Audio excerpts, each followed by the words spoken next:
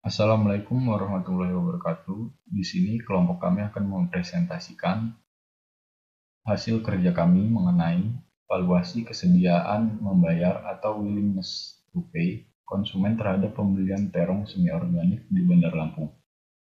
Di sini nama kelompok yang pertama Aulia Ismi Mubarokoh, yang kedua Devara Levisa, yang ketiga saya sendiri Fahrul Amri, yang keempat Sheila Oktabella, yang kelima Vika Artania.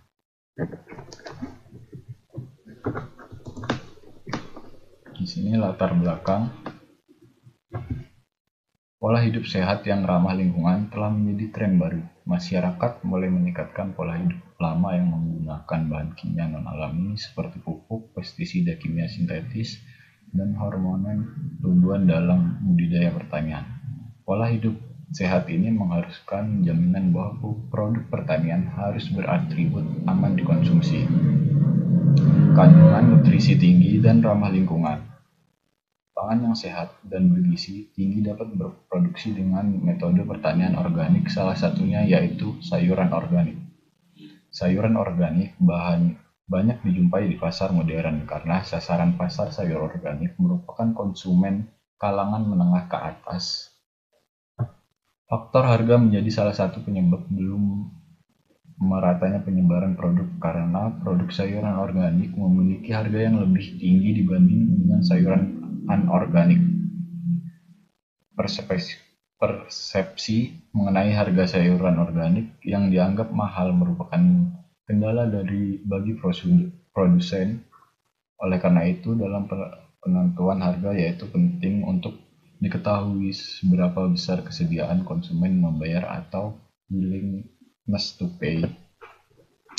Demikian pula dengan pentingnya konsumen masyarakat Bandar Lampung yang semakin tinggi konsumsi produknya. Oleh karena itu, perlu diketahui seberapa besar kesediaan konsumen membayar atau willingness to pay untuk mendapatkan produk sayuran organik. Nilai WTP menggambarkan keinginan masyarakat membayar terhadap sayuran organik yang dihasilkan oleh sumber daya alam dan lingkungan. Baik, selanjutnya akan dilanjutkan oleh rekan saya Aulia Ismi Mubarokoh. Berikutnya yaitu tujuan. Tujuannya yaitu 1. Mengetahui karakteristik konsumen terong semi organik di Bandar Lampung. Yang kedua yaitu mengetahui nilai kesediaan membayar WTP terong semi organik di Bandar Lampung. Kemudian pengertian pemasaran. Pemasaran mencakup kegiatan-kegiatan yang berhubungan dengan tindakan menciptakan guna atau manfaat karena tempat, waktu, dan kepemilikan. Pemasaran menggerakkan barang dari satu tempat ke tempat yang lainnya. Menyimpan kemudian membuat perubahan dalam kepemilikan melalui tindakan membeli dan menjual barang tersebut. Pemasaran merupakan aktivitas komersial yang berhubungan dengan arus barang dan jasa antara produsen dan konsumen.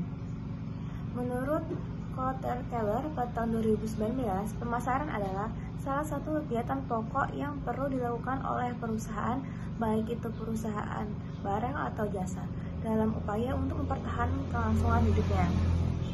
Konsep pemasaran diperlukan dalam melaksanakan kegiatan pemasaran guna menentukan dan memenuhi kebutuhan pasar sasaran. Pemasaran harus dibedakan dengan penjualan. Pemasaran merupakan orientasi manajemen yang beranggapan bahwa tugas utama perusahaan adalah memaksimalkan kepuasan konsumen. Sedangkan penjualan hanya merupakan bagian dari kegiatan pemasaran yang lebih berorientasi kepada peningkatan volume penjualan yang maksimal. Selanjutnya yaitu strategi pemasaran. Menurut Cipto dan Chandra pada tahun 2012, strategi pemasaran adalah alat fundamental yang dirancang atau direncanakan untuk mencapai tujuan suatu perusahaan dengan pengembangan keunggulan bersaing yang berkesinambungan lewat pasar yang memasuki program yang digunakan untuk melayani pasar sasarannya. Berdasarkan definisi di atas, maka dapat ditarik kesimpulan bahwa strategi pemasaran merupakan suatu rencana yang digunakan oleh perusahaan untuk memasarkan produk yang dihasilkan sampai kepada tangan konsumen. Strategi pemasaran di setiap perusahaan merupakan perencanaan secara keseluruhan untuk mencapai tujuan perusahaan. Dengan kata lain, setiap perusahaan memiliki cara sendiri dalam melakukan proses marketing sesuai dengan karakteristik dan kesanggupan masing-masing perusahaan. Assalamualaikum warahmatullahi wabarakatuh. Baik, saya Devara Levisa, NPM 19754006. Di sini saya akan melanjutkan yaitu teori permintaan. Teori permintaan pada dasarnya merupakan perangkat analisis untuk melihat besaran jumlah barang atau jasa yang diminta untuk serta perubahan permintaan akan suatu barang atau jasa berdasarkan hukum permintaan. Perubahan permintaan akan suatu barang atau jasa tersebut akan dapat dilihat dari perubahan pada kurva permintaan.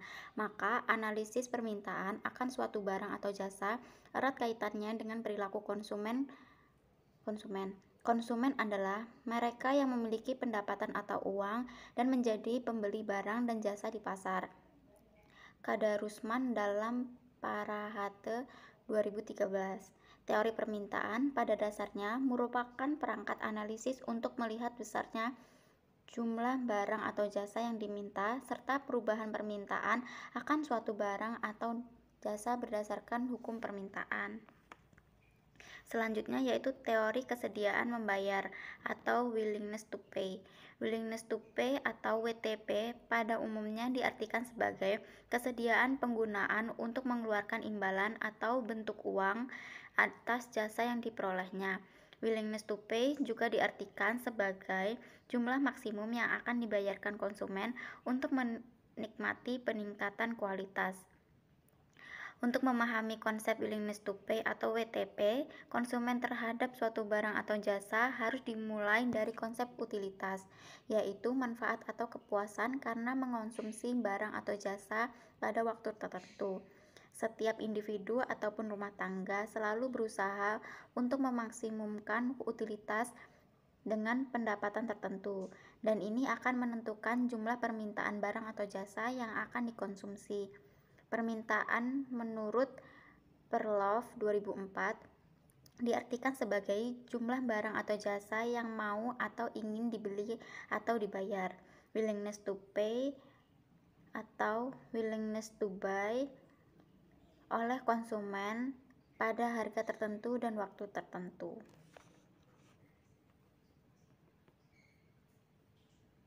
Lanjut hasil dan pembahasan, responden pada ini sebagian besar berjenis kelamin perempuan 80%. Hal ini dikarenakan masih adanya kecenderungan peran perempuan di Indonesia dalam proses pengambilan keputusan rumah tangga terkait pembelian keputusan pokok seperti sayuran. Untuk usia presentasi tertinggi pada usia 20-30 tahun yaitu sebanyak 8 orang, 80% presentasi terendah terjadi pada usia di atas 60 tahun yaitu sebanyak 2 orang, 20%. Kelompok usia tersebut berpresentasikan responden yang ditemui berada pada usia produktif. Responden yang ditemui pada survei ini sebagian besar memiliki latar belakang pendidikan formal yang baik. 8 orang, 80% berkependidikan sarjana. Hal ini mengindikasikan responden memiliki pendidikan yang baik sehingga diharapkan memiliki kesadaran pentingnya sayuran organik bagi kesehatan. Lanjut, kesediaan membayar konsumen, willingness to pay. Analisis WTP dilakukan untuk mengetahui nilai kesediaan membayar atau nilai maksimum yang bersedia dikeluarkan seseorang terhadap sayuran organik. Responden survei ini berjumlah 10 orang dari 60%, diantaranya bersedia membayar untuk meningkatkan kualitas sayuran menjadi organik, sisanya 40% tidak bersedia membayar atas peningkatan, sisanya 40% tidak bersedia membayar atas peningkatan kualitas tersebut. Terima kasih. Baik, di sini saya Fikartania akan melanjutkan presentasi yaitu kesimpulan dari hasil survei yang telah dilaksanakan diperoleh hasil yang dapat disimpulkan sebagai berikut, yaitu yang pertama, responden yang ditemui pada survei ini sebagian besar memiliki latar belakang pendidikan formal yang baik. Ada 7 orang yaitu 70% berpendidikan sarjana. Untuk usia presentasi tertinggi pada usia 20 hingga 30 tahun yaitu sampai sebanyak 7 orang atau 70%. Presentasi terendah terjadi pada usia di atas 60 tahun, yaitu sebanyak 3 orang atau 30%. Responden yang ditemui sebagian besar memiliki pekerjaan sebagai swasta, yaitu sebesar 6 orang atau 60%. Sebesar 4 orang atau 40% memiliki pekerjaan lain selain pelajar, mahasiswa, PNS, pegawai swasta, wirausaha. Mereka berprofesi sebagai ibu rumah tangga, guru honorer, dan juga petani. Dari 10 respondennya yang disurvei diperoleh sejumlah hasil 70% responden bersedia membayar untuk peningkatan kualitas sayuran menjadi organik. Sisanya 30% tidak bersedia membayar atas peningkatan kualitas tersebut. Berdasarkan alasan kesediaan membayar, 70% orang konsumen bersedia membayar dengan alasan merasa puas dengan produk yang sudah dikonsumsinya. Namun, terdapat 30% konsumen yang tidak bersedia membayar dengan alasan terlalu mahal. Baik, sekian dari presentasi kelompok kami. Apabila ada salah kata kami mohon maaf. Wabillahi taufiq wal hidayah. Wassalamualaikum warahmatullahi wabarakatuh.